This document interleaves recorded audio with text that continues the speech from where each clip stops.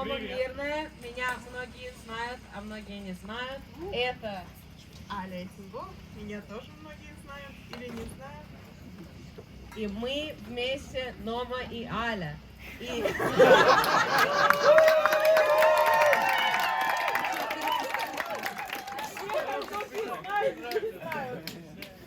Я написала эту пьесу оригинально по-английски и хотела перевести на русский язык, и у меня это не получилось. И я не хочу ставить прецедент. Я не хочу, чтобы вы думали, что это норма. Это у меня была ошибка. И мне очень повезло, что мне дали это поставить в лагере. Это детский спектакль. Поэтому мне очень важно, чтобы все думают, если вы посмотрите на этот спектакль и хотите повернуться знакомому и сказать, какая чушь, или мне все непонятно, или вот этот герой понравился, а этот не понравился, скажите знакомому, а потом скажите мне, потому что мне эта информация очень важна, особенно от вас, дети, в первом ряду, в первом, втором ряду, да, в первом, да. Хорошо. Скажите. И я хотела сказать спасибо Номке, что она меня попросила поставить этот спектакль, пока ее не было, до пятницы, до четверга. И я очень... Я очень рада, что это был мой первый режиссерский опыт, да. Режиссерский опыт. И да, we hope you enjoy.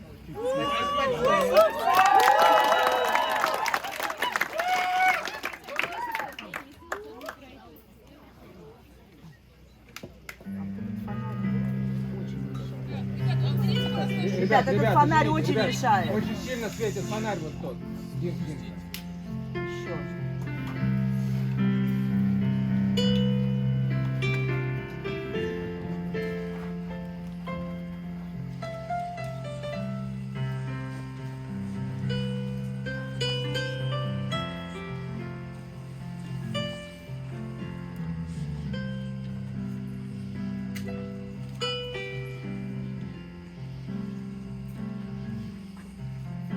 There once was a hill surrounded by sea, where 5 friends did live, or 6, counting me. And every Thursday they gathered with eggs and apples and tea that they found throughout the week and ate under the trees. There was a beautiful bird who'd flit from twig to branch and could not stand to sit and still, afraid of reaching hands. The beautiful bird had softened wings, with such pretty silver song, that many were afraid of her, could not look at her for long. There was a brilliant boy, who was born under the ground, and under a flower's roots his straw hair was once found. With his funny colored tail, there was, of course, the fox, who was chased out of the forest, swam by river, hid under rocks.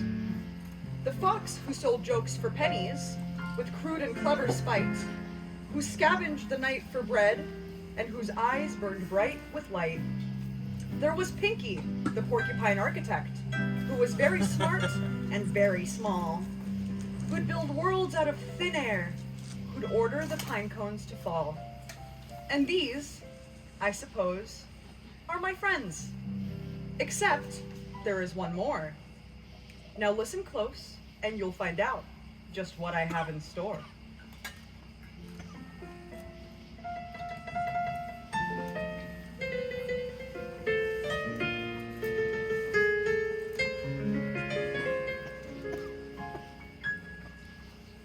One morning in spring, upon a small hill, the early bluebird did wake up and trill. She flew down to a branch and settled her claws. She rustled her feathers and yawned a big yawn. My wings and my feathers, to sing song, to speak, from a bright early day blooms a wonderful week. Oh, bud, where are my friends on this bright sunny day? Oh, worm, my dear worm, won't you come out and play?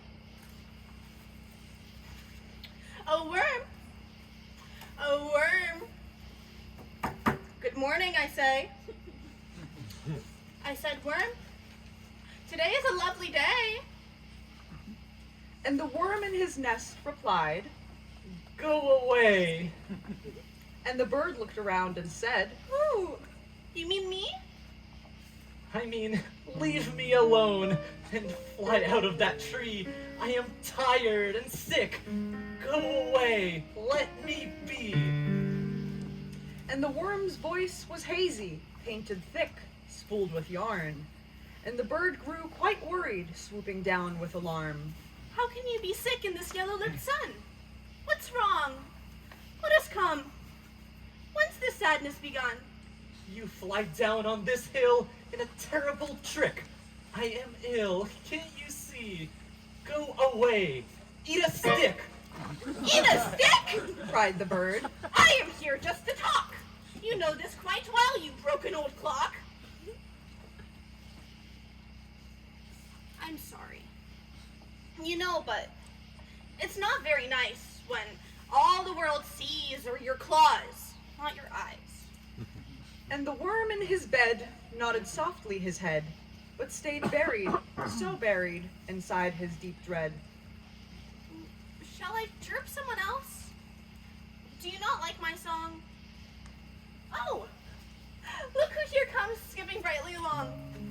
And who could it be but the brilliant boy, with no name that laid claim to his hazel-haired joy, with a heart on his sleeve and a hat in his hands, and a smile twice the size of a metal-topped pan. As he often would do, he then smiled very wide, throwing open his arms, yelling, Bird, be my bride. and the bird would then say, as she did every day, Not today, brilliant boy. Not today. Not today. Then tomorrow? Oh dear. Or next week? Or next year. Whatever you want, whatever you'll hear. You look sad, lovely bird. Has something gone wrong? The worm's fallen sick. He will not leave his house, neither slow, neither quick. Oh no. Worm, what's wrong? Oh, just tell me. Just me. No need to shout. and the boy turned his ear to the hole in the ground, but no sigh would come out, no sound and no sound. And though the worm loved the boy, perhaps more than the rest, each time he tried to speak, silence won out the best. Something's wrong. I don't know. I'm not sure what to do. Hey, did you just feel rain in the sole of your shoe? And the bird and the boy looked up ever so high to see sharp rain was falling. In chunks from the sky. Worm, move fast! Move faster, you'll drown! When plop, an umbrella popped up from the ground. Pinky, You're here! would I leave you alone? Asked the prickly princess, the size of a cone, the smartest of 5 with a mind of her own. It was Pinky, of course, the architect Spike, girl of pine cones and maps, with a voice small and bright. Good morning, Red Ears. What evening, Blue Wings? The weather has turned for the worst of all things. Boy, take my umbrella. For me, it's too large. Flip it upside down. Turn it into a barge. And Bird, take my boots. Start catching the rain. Fly up to the clouds and ask for a change. Barter kisses for dryness. Or sing them a song. Our hill is quite small and we don't have that long. Then Pinky tamped down her bright burning brain and climbed down to dig her friend out the drain. Worm, stop this. Come out. You've worried us all. Why won't you leave? You think you're too small?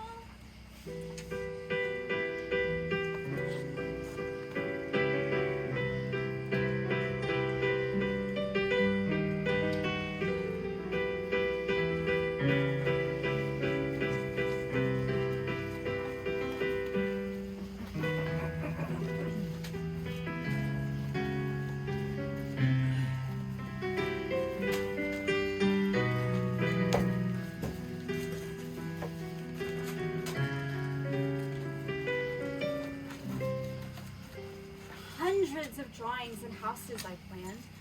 No one ever heard me when I first showed my hand. I pointed to sketches, but could not reach tables. So all the hands took them, pinned up on a stable. and I could not jump high to sign my own name, for the drawing so loved, and felt I was to blame. For my spike, small in stature, and quiet, hushed voice, growing anxious to change it, since to build was my choice. So I learned then to yell! Wear big human suits! How silly is that? Tiny me in huge boots. But everyone saw and everyone stared. The shoulder pads crooked, the pine cones chair. The 4 little paws and 2 massive shoes. The spikes for my hair, the tie much too loose. They grinned, then and laughed. My sketches they tossed. They used them as matches, or chucked them like rocks. So I slinked down the stairs and picked up my sketches. And I built a new castle out of nothing but etchings.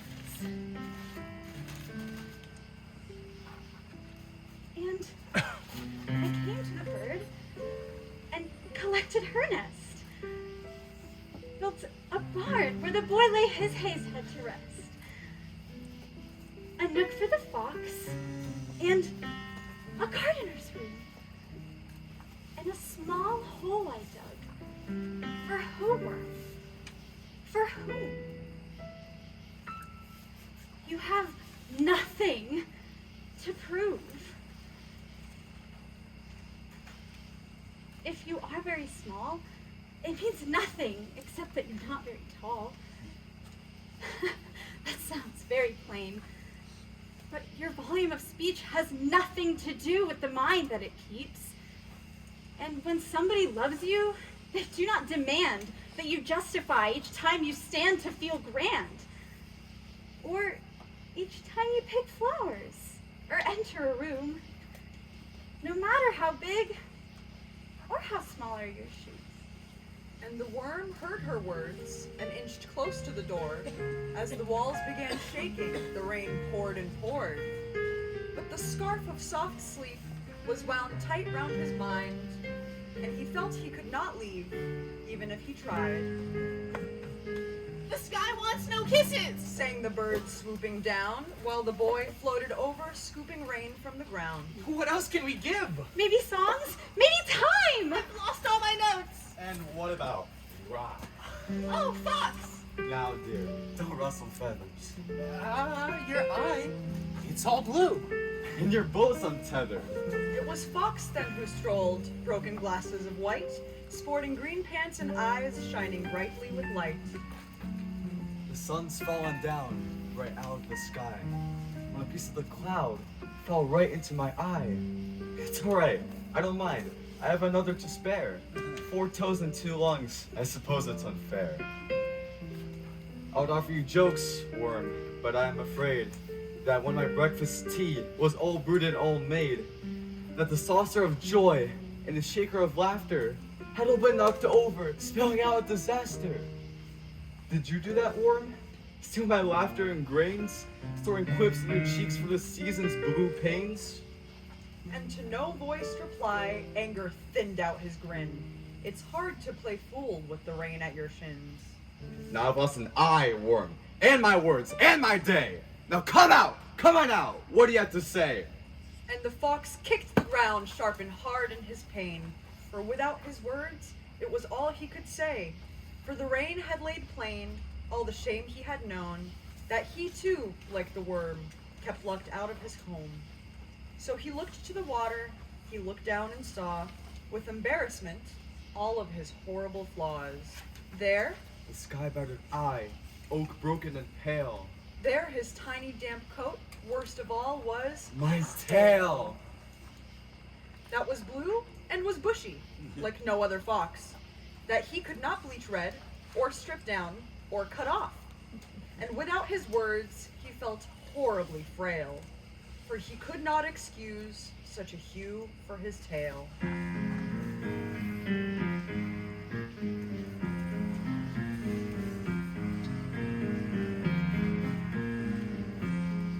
He remembered just then how he stood by the rocks, where his pack had all lived, with all their locks locked. With a white mouse he stood between his jaws crying, I've done it. I'm good. Let me in. I'm a fox. I've proved it. I've made it. I'm like all of you. I'll cut it. I'll dye it. I'm sorry it's blue. I'm sorry it can't turn red when I scrub. I'm sorry I left all those stains on the tub. how he fell to his knees and he started to dig, saying, It must be a dream. I'm a kid. Just a kid. how nothing was there, no family, no house, just a lonely bright flower growing out of the ground. He could conjure no laughs with the past in his eyes. He could not help his friend. He could not even try. And the funny-tailed fox, well, he started to cry.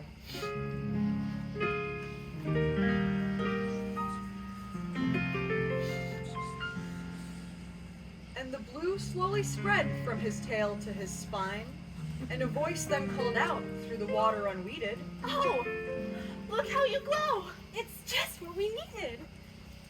The fox then looked down and saw to his surprise that the blue of his skin held the light of the sky, and the small piece of cloud that had shattered his eye had helped thaw the magic that he'd hidden inside. And at his own surprise, the fox started to laugh, whispering, I am not strange. Look at that. Look at that. Fox, you're better than strange. You're a light in the night, which we'll need. Though the blue is a terrible fright. Don't call me a fright. Full of spikes. Now, Pinky, you know you're a pain and a tool. And Fox, do you know that you're a useless fool? The two of them looked and then laughed very grand, the two timeless friends shaking each other's hands. Here, jump on my shoulder. Water's hitting my waist. And I'll fly above. I'm in, Fox. There's space. Oh, but wait! Hold up! Not now, it can't end! What? What's wrong? Where's my favorite friend? And they looked around and remembered the worm, who the boys still loved in this storm of a world. Oh, worm, come on out! I wish time would stop! And then, at the end of the world, came a knock. And the hills stopped their rumbling. The fires died down. The rain that was pattering hushed into the ground. And the sun came around the crest of the hill, in the arms of the gardener, so tall and so still. And the world took a breath, and it all had gone quiet. And it was just as if a new day had begun. It was then just the bird, a girl, and the sun.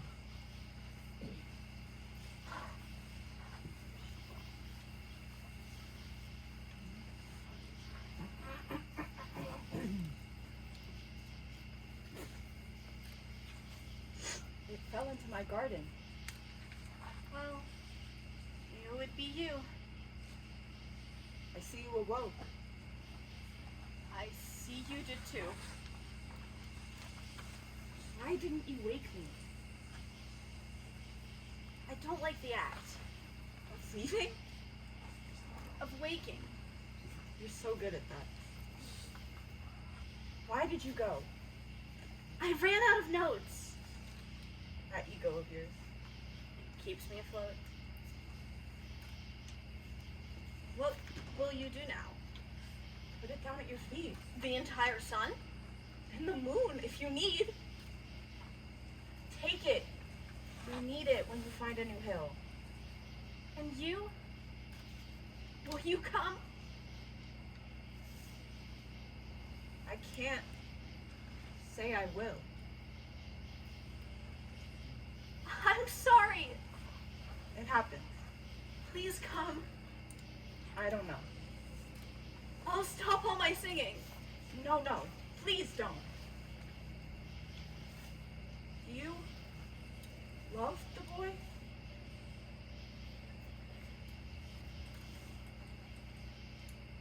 He likes how I sing.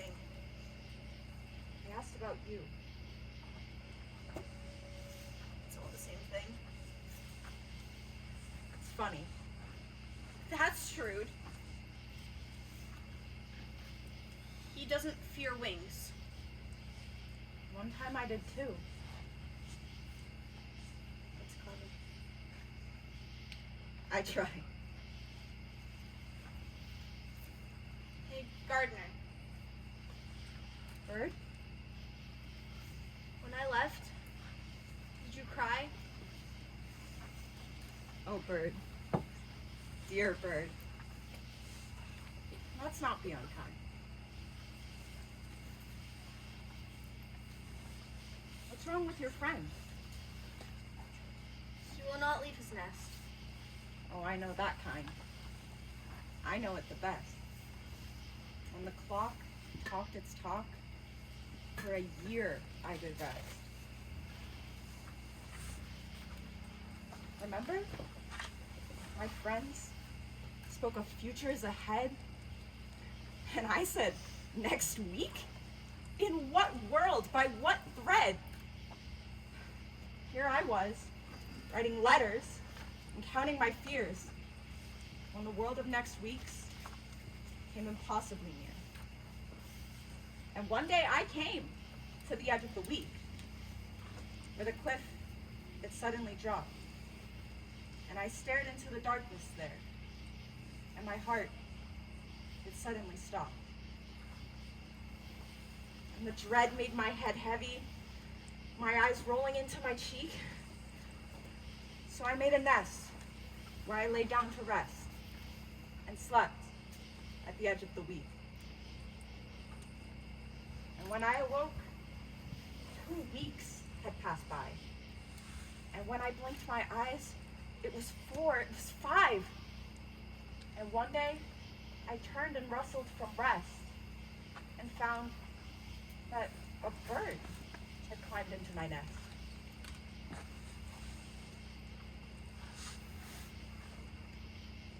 And the world did not seem to matter that much. In that bed, in the sadness of days, for I had all her feathers to count. And she, my turns of phrase.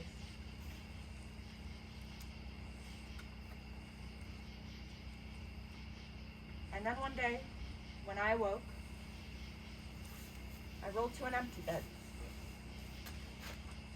And she left only feathers there, and bookmarks, and the bread. And so, little worm, come out of there. You cannot sleep through time, no matter how dark or scary, no matter how low swings the sky.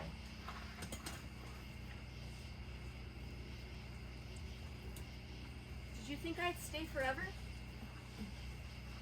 Yes, I guess I did. You're silly, Gardner. I know. You still act like a kid. I am. Not anymore. No, I suppose you're right. Not anymore. Not anymore. I hope you enjoy the life.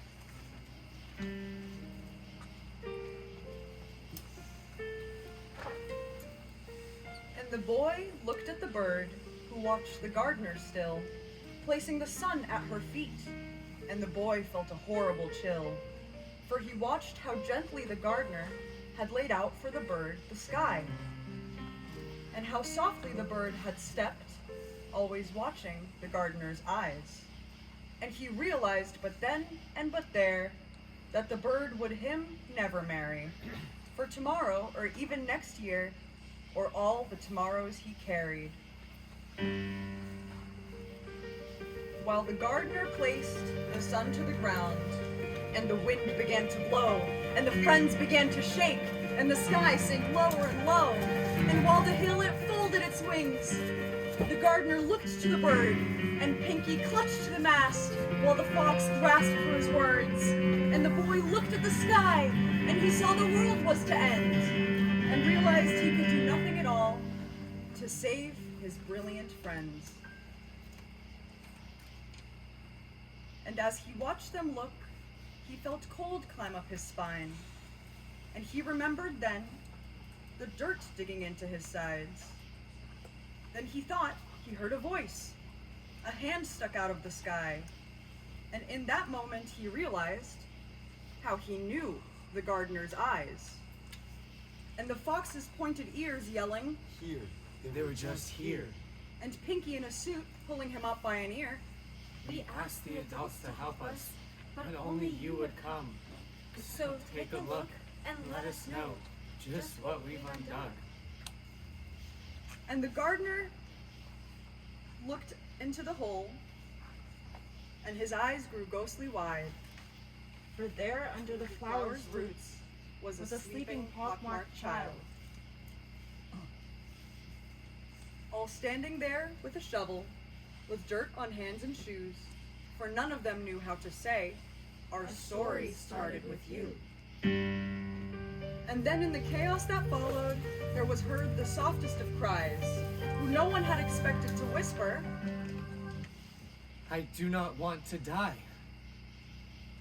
and who was it then but the brilliant boy, with no name that laid claim to his hazel-haired joy, with a mark on his cheek, and a hat in his hands, and a heart twice the size of a metal-topped pan. And inside the hat were 5 polished boulders, where the world's weight had chipped, falling at the boy's shoulders. And the worm then crawled out, and curled up on his lap, and said, Sorry, my friend. Sorry about that.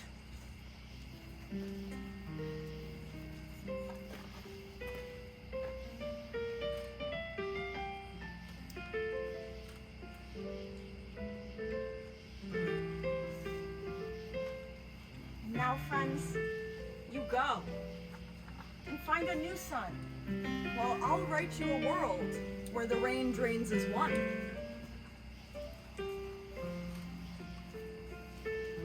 And you? I can't come. Somebody must write without the sun through the rest of the night.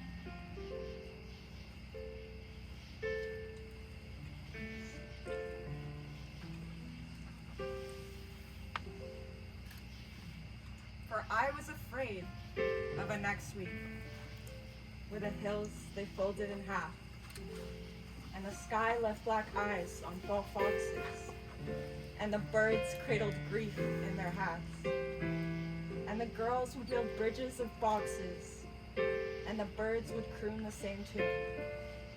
And I wanted nothing to do with that week, so this one I wrote just for you.